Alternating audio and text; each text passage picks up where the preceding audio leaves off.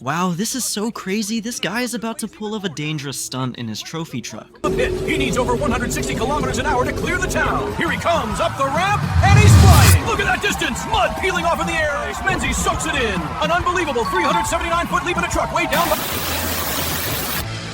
That's better. All cleaned up and ready to get dirty again.